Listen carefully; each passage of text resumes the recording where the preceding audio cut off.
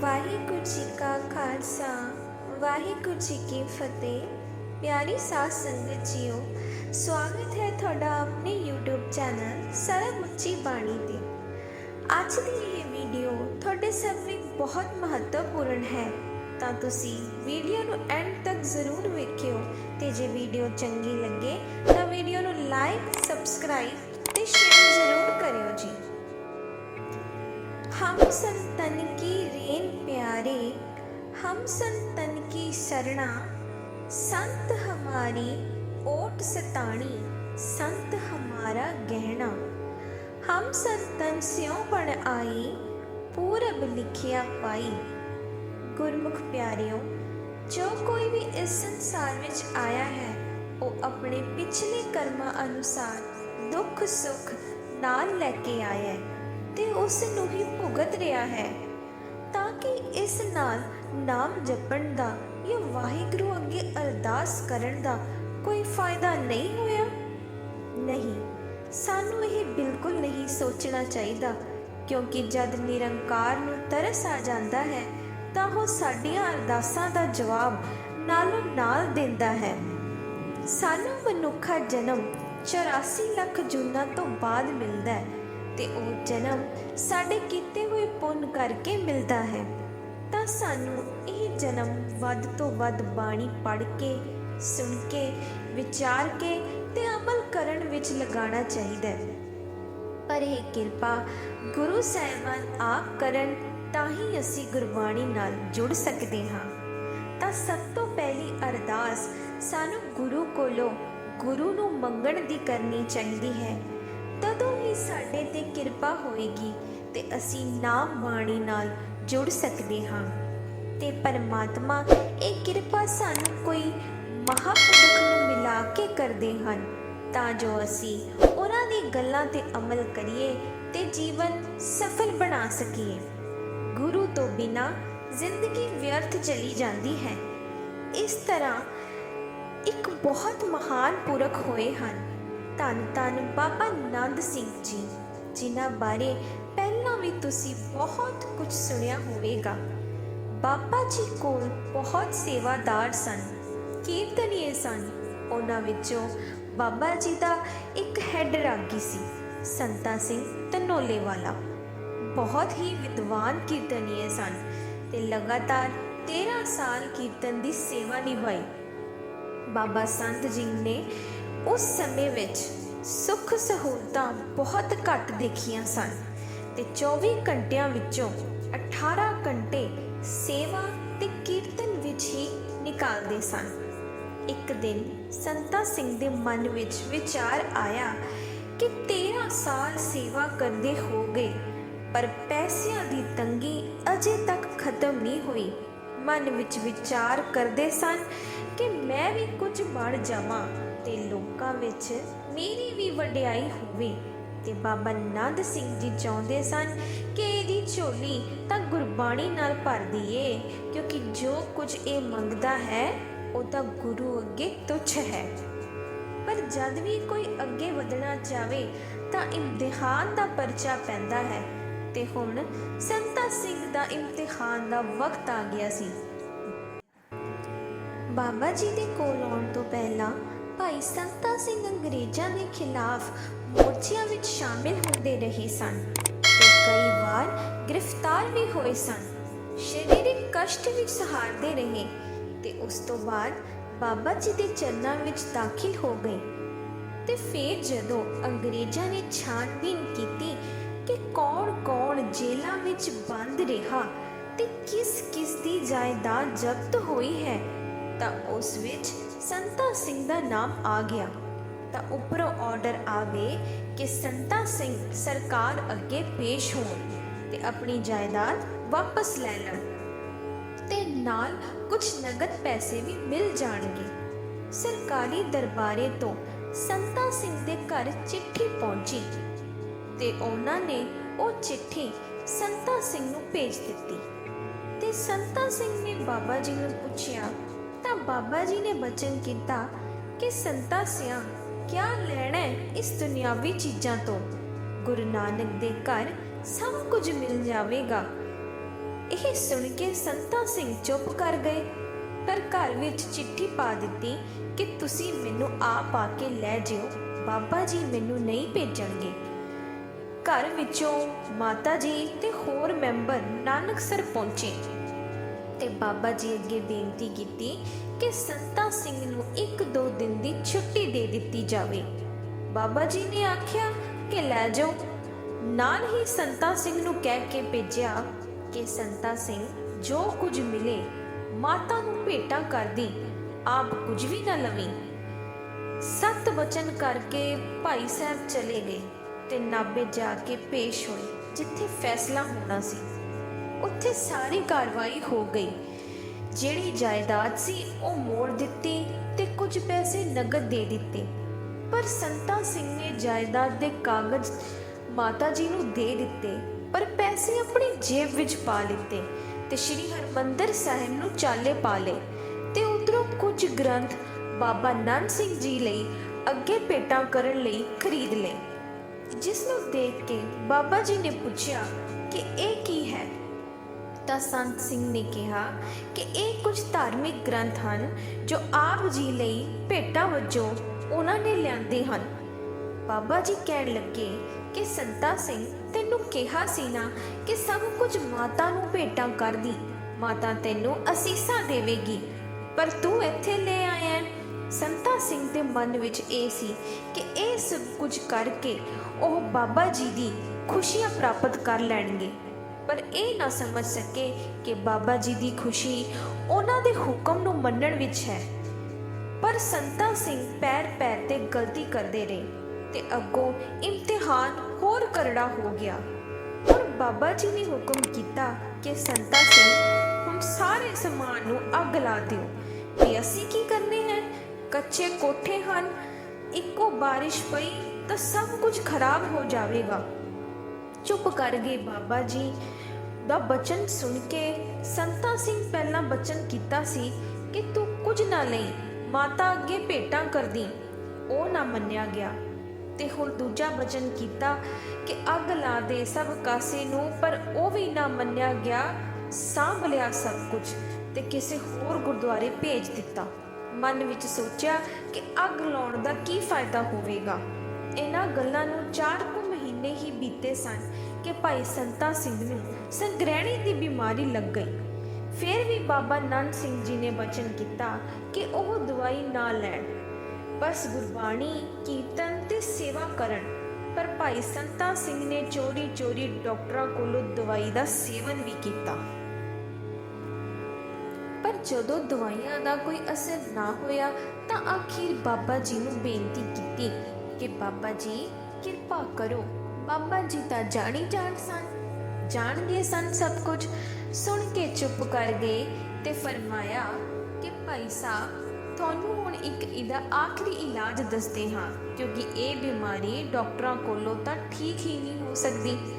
ਇੱਕ ਵੱਡਾ ਡਾਕਟਰ ਹੈ, ਧੰਨ ਗੁਰੂ ਰਾਮਦਾਸ ਜੀ, ਉਹਨਾਂ ਦੇ ਚਰਨਾਂ ਵਿੱਚ ਅਰਦਾਸ ਕਰ, ਪਰ ਅਰਦਾਸ ਦੇ ਨਾਲ ਸੇਵਾ ਵੀ ਕਰਨੀ ਪਏਗੀ। ਸੰਤਾ ਸਿੰਘ ਨੇ ਬੇਨਤੀ ਕੀਤੀ ਕਿ ਹੁਕਮ ਕਰੋ। ਹੁਣ ਜਿਵੇਂ ਸਮਾਂ ਬੀਤਦਾ ਜਾ ਰਿਹਾ ਹੈ, ਉਵੇਂ ਇਮਤਿਹਾਨ ਵੀ ਕਠਿਨ ਹੁੰਦਾ ਜਾ ਰਿਹਾ ਹੈ। ਬਾਬਾ ਜੀ ਨੇ ਬਚਨ ਕੀਤਾ ਕਿ ਹੁਣ ਤੁਸੀਂ ਹਰਿਮੰਦਰ ਸਾਹਿਬ ਜਾਓ ਤੇ ਉੱਥੇ ਜਾ ਕੇ ਪਰਿਕਰਮਾ ਵਿੱਚ ਰਹਿਣਾ ਕਰੋ, ਕਿਸੇ ਦੇ ਘਰ ਨਹੀਂ ਜਾਣਾ ਤੇ ਸੇਵਾ ਇਸ ਤਰ੍ਹਾਂ ਕਰਨੀ ਕਿ ਆਪਣੇ ਗਲ ਵਿੱਚ ਇੱਕ ਟਿੰਡ ਰੱਸੀ ਨਾਲ ਬੰਨ੍ਹ ਕੇ ਪਾ ਲੈਣੀ ਤੇ ਇੱਕ ਖੁਰਪਾ ਇੱਕ ਹੱਥ ਵਿੱਚ ਤੇ ਦੂਜੇ ਹੱਥ ਵਿੱਚ ਝਾੜੂ। ਫਿਰ ਝਾੜੂ ਫੇਰਨਾ, ਬਿੱਠਾ ਆਦਿਕ ਗੰਦ ਮੰਦ ਜੋ ਵੀ ਹੋਵੇ ਉਸ ਨੂੰ ਖੁਰਪੇ ਨਾਲ ਖੁਰਚ ਕੇ ਟਿੰਡ ਵਿੱਚ ਪਾਈ ਜਾਣਾ ਤੇ ਜਦੋਂ ਬਾਹਰ ਜਾਓ ਤਾਂ ਬਾਹਰ ਕੂੜੇ ਵਿੱਚ ਸੁੱਟ ਆਣਾ ਤੇ ਪਰਿਕਰਮਾ ਵਿੱਚ ਝਾੜੂ ਦਿੰਦੇ ਰਹਿਣਾ ਤੇ ਜਿਸ ਵੇਲੇ ਥੱਕ ਜਾਵੋ ਤਾਂ ਪਰਿਕਰਮਾ ਵਿੱਚ ਹੀ ਆਰਾਮ ਕਰ ਲੈਣਾ ਤੇ ਦਿਨ ਰਾਤ ਸੇਵਾ ਝਾੜੂ ਦੀ ਹੀ ਕਰਨੀ ਹੈ ਤੇ ਜੋ ਪਰਿਕਰਮਾ ਵਿੱਚ ਮਿਲ ਜਾਵੇ ਉਹੀ ਛਕ ਲੈਣਾ।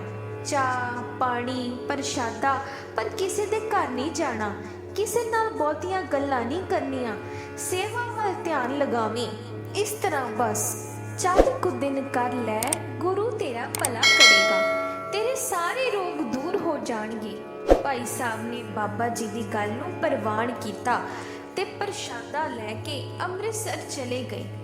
ਸ਼੍ਰੀ ਦਰਬਾਰ ਸਾਹਿਬ ਪੁੱਜੇ ਤਾਂ ਉੱਧਰ ਦਰਸ਼ਨੀ ਡਿਓਢੀ ਤੇ ਭਗਤ ਭਗਵਾਨ ਦਾਸ ਜੀ ਬੈਠੇ ਸਨ ਤੇ ਉਹਨਾਂ ਫਤਿਹ ਬੁਲਾਈ ਤੇ ਸਾਰਾ ਸਮਾਚਾਰ ਪੁੱਛਿਆ ਤਾਂ ਅੱਗੋਂ ਭਾਈ ਸਾਹਿਬ ਨੇ ਜਿਸ ਤਰ੍ਹਾਂ ਬਾਬਾ ਨੰਦ ਸਿੰਘ ਜੀ ਦਾ ਹੁਕਮ ਹੋਇਆ ਸੀ ਸਾਰਾ ਦੱਸ ਦਿੱਤਾ। ਤਾਂ ਹੁਣ ਭਗਵਾਨ ਦਾਸ ਜੀ ਨੇ ਆਖਿਆ ਕਿ ਤੁਸੀਂ ਬਾਬਾ ਜੀ ਦੇ ਹੈੱਡ ਰਾਗੀ ਹੋ ਤੇ ਜੇਕਰ ਅਸੀਂ ਤੁਹਾਡੀ ਸੇਵਾ ਨਾ ਕੀਤੀ ਤਾਂ ਬਾਬਾ ਜੀ ਸਾਡੇ ਤੋਂ ਨਾਰਾਜ਼ ਹੋ ਜਾਣਗੇ, ਕਹਿਣਗੇ ਕਿ ਤੁਸੀਂ ਸਾਡੇ ਕੋਲ ਆਣ ਕੇ ਤਾਂ ਸੇਵਾ ਕਰ ਲੈਂਦੇ ਹੋ ਪਰ ਤੁਸੀਂ ਸਾਡੇ ਰਾਗੀ ਦੀ ਤਾਂ ਤੁਸੀਂ ਕੋਈ ਸੇਵਾ ਹੀ ਨਹੀਂ ਕੀਤੀ। ਇਹ ਸੁਣ ਕੇ ਭਾਈ ਸਾਹਿਬ ਨੇ ਆਖਿਆ ਕਿ ਨਾ ਜੀ, ਮੈਂ ਤੁਹਾਡੇ ਕੋਲੋਂ ਕਿਸੇ ਪ੍ਰਕਾਰ ਦੀ ਸੇਵਾ ਨਹੀਂ ਕਰਵਾਉਣੀ, ਮੈਂ ਤਾਂ ਬਾਬਾ ਜੀ ਦੇ ਹੁਕਮ ਵਿੱਚ ਰਹਿ ਕੇ ਸੇਵਾ ਕਰਨੀ ਹੈ। ਭਾਈ ਸਾਹਿਬ ਨੇ ਪੂਰੀ ਦ੍ਰਿੜਤਾ ਤੇ ਸ਼ਰਧਾ ਨਾਲ ਸੇਵਾ ਕਰਨੀ ਸ਼ੁਰੂ ਕਰ ਦਿੱਤੀ। ਇਸ ਤਰ੍ਹਾਂ ਭਾਈ ਸਾਹਿਬ ਨੇ 5-7 ਦਿਨ ਸੇਵਾ ਕੀਤੀ ਤਾਂ ਸੰਗਤ ਕਹਿਣ ਲੱਗੀ ਕਿ ਇਹ ਤਾਂ ਬੜੀ ਹੈਰਾਨਗੀ ਵਾਲੀ ਗੱਲ ਹੈ ਕਿ ਬਾਬਾ ਨੰਦ ਸਿੰਘ ਜੀ ਦੇ ਹੈੱਡ ਰਾਗੀ ਹੋਣ ਤੇ ਇਸ ਹਾਲਤ ਵਿੱਚ ਰਹਿ ਕੇ ਸੇਵਾ ਕਰ ਰਹੇ ਹੋਣ। ਇਹ ਸੋਚ ਆਮ ਮਨੁੱਖ ਦੀ ਤਾਂ ਹੋ ਸਕਦੀ ਹੈ ਕਿ ਬਾਬਾ ਨੰਦ ਸਿੰਘ ਜੀ ਦਾ ਹੈੱਡ ਰਾਗੀ ਹੈ ਤੇ ਇਸ ਤਰ੍ਹਾਂ ਸੇਵਾ ਕਰ ਰਿਹਾ ਹੈ, ਪਰ ਜੋ ਬਾਬਾ ਨੰਦ ਸਿੰਘ ਜੀ ਦੀ ਸੋਚ ਸੀ ਉਹ ਇਹ ਸੀ ਕਿ ਸਿੱਖ ਦੀ ਹੱਦ ਤੱਕ ਨਾ ਦੇਖੋ, ਇਹ ਦੇਖੋ ਗੁਰੂ ਦੀ ਇਸ ਵਿੱਚ ਕਿੰਨੀ ਵਡਿਆਈ ਹੈ। ਹੈੱਡ ਰਾਗੀ ਇੱਕ ਬਹੁਤ ਵੱਡੀ ਪਦਵੀ ਹੈ, ਪਰ ਧੰਨ ਗੁਰੂ ਰਾਮਦਾਸ ਜੀ ਦੇ ਚਰਨਾਂ ਵਿੱਚ ਤਾਂ ਉਹ ਇੱਕ ਧੂੜ ਹੀ ਹੈ ਨਾ, ਉਹਨਾਂ ਦੇ ਤਾਂ ਚਰਨਾਂ ਦੀ ਧੂੜ ਹੀ ਹੈ ਨਾ। ਇਸ ਕਰਕੇ ਬਾਬਾ ਨੰਦ ਸਿੰਘ ਜੀ ਦੀ ਇਹ ਸੋਚ ਸੀ ਕਿ ਭਾਈ ਸੰਤਾ ਸਿੰਘ ਨੂੰ ਉਸ ਮੁਕਾਮ ਤੱਕ ਪਹੁੰਚਾ ਦਿੱਤਾ ਜਾਵੇ ਜਿੱਥੇ ਜਾ ਕੇ ਉਹ ਸਾਰੀ ਦੁਨਿਆਵੀ ਪਦਾਰਥਾਂ ਤੋਂ ਮੁਕਤ ਹੋ ਜਾਵੇ, ਪਰ ਇਮਤਿਹਾਨ ਤੋਂ ਬਿਨਾਂ ਨਹੀਂ। ਜਿਵੇਂ ਇਮਤਿਹਾਨ ਵੇਲੇ ਉਹੀ ਮਾਸਟਰ ਹੁੰਦਾ ਹੈ ਜਿਹਨੇ ਸਾਰਾ ਸਾਲ ਬੱਚੇ ਨੂੰ ਗਿਆਨ ਦਿੱਤਾ ਹੁੰਦਾ ਹੈ ਤੇ ਬੱਚੇ ਨਾਲ ਦਿਲੋਂ ਪਿਆਰ ਹੁੰਦਾ ਹੈ, ਉਹ ਦੇਖ ਰਿਹਾ ਹੁੰਦਾ ਹੈ ਕਿ ਬੱਚਾ ਇੱਥੇ ਗਲਤੀ ਕਰ ਰਿਹਾ ਹੈ, ਪਰ ਉਸ ਵੇਲੇ ਉਹ ਬੱਚੇ ਨੂੰ ਦੱਸ ਨਹੀਂ ਸਕਦਾ ਵੀ ਇੱਥੇ ਤੇਰੀ ਗਲਤੀ ਹੈ, ਮਜਬੂਰ ਹੈ। ਉਸ ਵੇਲੇ ਮਨ ਵਿੱਚ ਦੁੱਖ ਹੈ ਪਰ ਉੱਥੇ ਬੋਲ ਨਹੀਂ ਸਕਦਾ। ਇਸੇ ਤਰ੍ਹਾਂ ਹੀ ਬਾਬਾ ਨੰਦ ਸਿੰਘ ਜੀ ਦਾ ਆਪਣੇ ਸੇਵਕਾਂ ਨਾਲ ਪਿਆਰ ਸੀ ਕਿ ਇਤਨੀ ਘਾਲਣਾ ਘਾਲੀ ਹੈ। ਭਾਈ ਸੰਤਾ ਸਿੰਘ ਨੇ 13 ਸਾਲ ਸੇਵਾ ਕੀਤੀ ਹੈ ਤੇ ਹੁਣ ਇਹ ਇਮਤਿਹਾਨ ਵਿੱਚ ਕਿਤੇ ਫੇਲ ਨਾ ਹੋ ਜਾਵੇ, ਕਿਸੇ ਤਰ੍ਹਾਂ ਪਾਸ ਹੋ ਜਾਵੇ। ਸੰਤਾ ਸਿੰਘ ਦੀ ਇਹ ਚਰਚਾ ਸਾਰੇ ਸ਼ਹਿਰ ਵਿੱਚ ਹੋ ਰਹੀ ਹੈ ਕਿ ਕਿੰਨੀ ਲਗਨ ਨਾਲ ਉਹ ਸੇਵਾ ਕਰ ਰਹੇ ਹਨ। ਹਜੇ ਕੁਝ ਹੀ ਦਿਨ ਹੋਏ ਸਨ ਸੇਵਾ ਕਰਦਿਆਂ ਤੇ ਬਿਮਾਰੀ ਨੂੰ ਮੋੜ ਪੈਣਾ ਸ਼ੁਰੂ ਹੋ ਗਿਆ।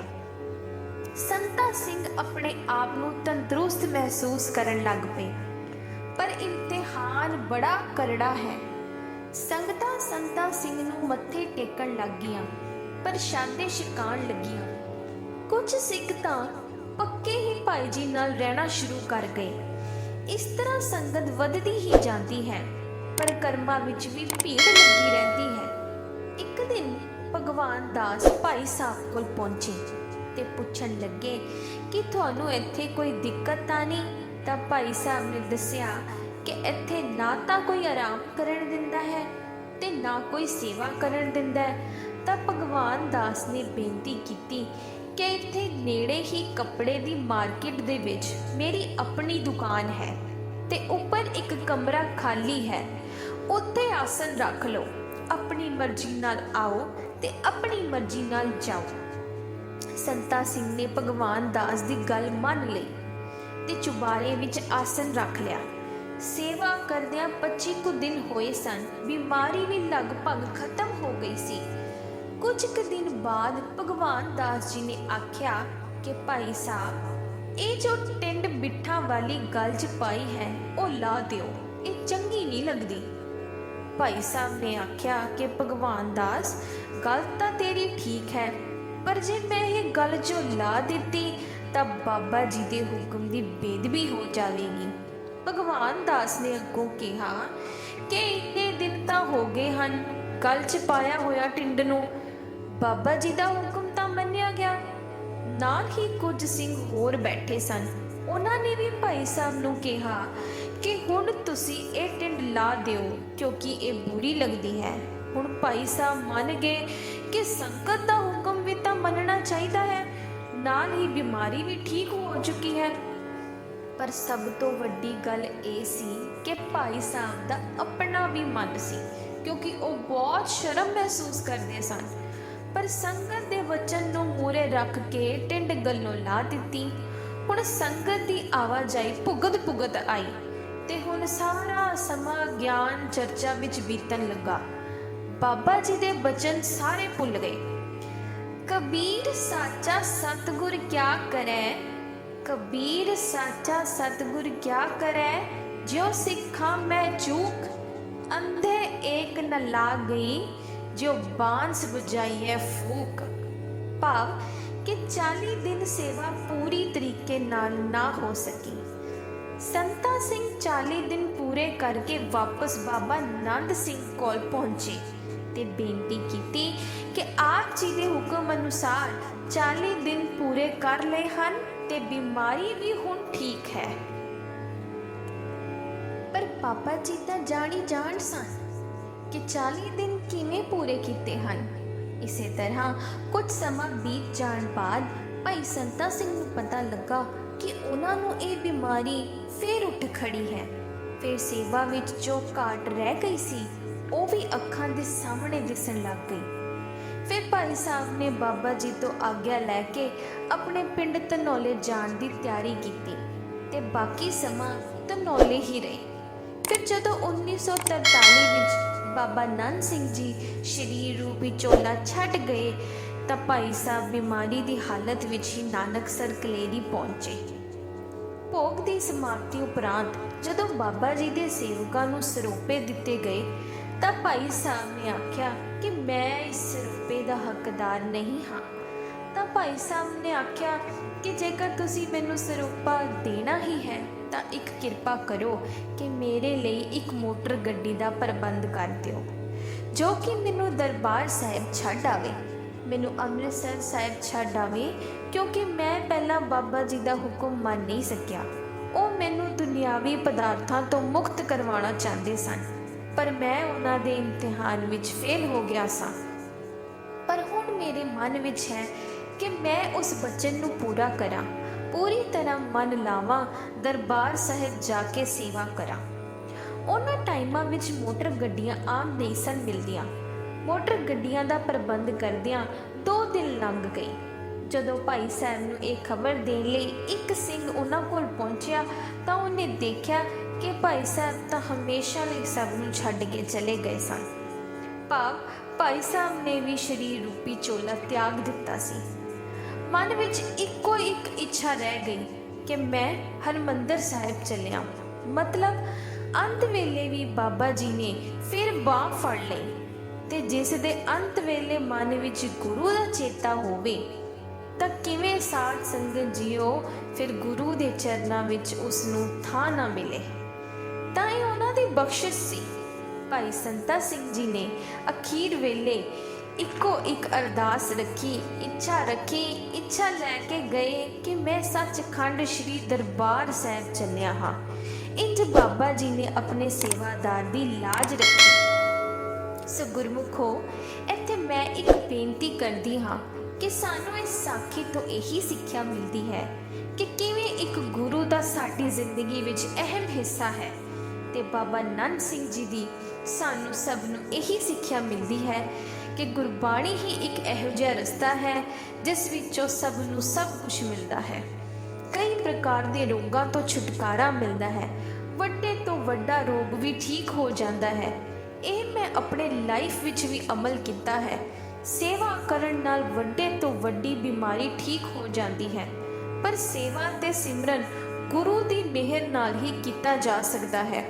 ते सानू इक्को अरदास करनी चाहिए है कि गुरु साहिबा सानू अपने नाल जोड़न।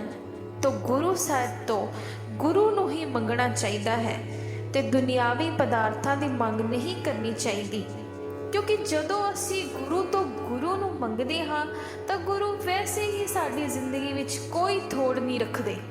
ते बाबा नंद सिंह जी वर्गे महापुरख भी जाते जाते सानू आही सिखा के गए हैं ਕੇ ਨਾਮ ਜਪੋ, ਵੱਧ ਤੋਂ ਵੱਧ ਸੇਵਾ ਕਰੋ ਤੇ ਸਰਬੱਤ ਦਾ ਭਲਾ ਮੰਗੋ। ਵੱਡੀ ਤੋਂ ਵੱਡੀ ਬਿਮਾਰੀ ਦਾ ਇਲਾਜ ਬਾਣੀ ਵਿੱਚ ਹੈ।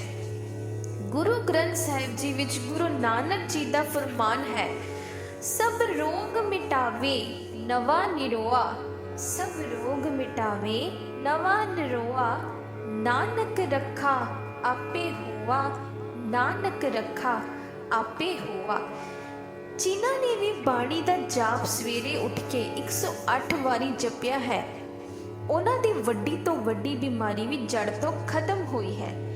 ਜੇਕਰ ਤੁਹਾਡੇ ਕੋਲ ਵੀ ਤੁਹਾਨੂੰ ਕੋਈ ਐਜਾ ਰੋਗ ਹੈ ਜੋ ਠੀਕ ਨਹੀਂ ਹੋ ਰਿਹਾ, ਤਾਂ ਤੁਸੀਂ ਵੀ ਇਸ ਬਾਣੀ ਦਾ ਜਾਪ ਅੰਮ੍ਰਿਤ ਵੇਲੇ ਸਵੇਰੇ ਉੱਠ ਕੇ ਇਸ਼ਨਾਨ ਕਰਕੇ ਇਸ ਬਾਣੀ ਦਾ ਜਾਪ ਕਰ ਸਕਦੇ ਹੋ, ਤਾਂ ਗੁਰੂ ਸਾਹਿਬ ਆਪੇ ਆਪਣੀ ਮਿਹਰ ਕਰਨਗੇ।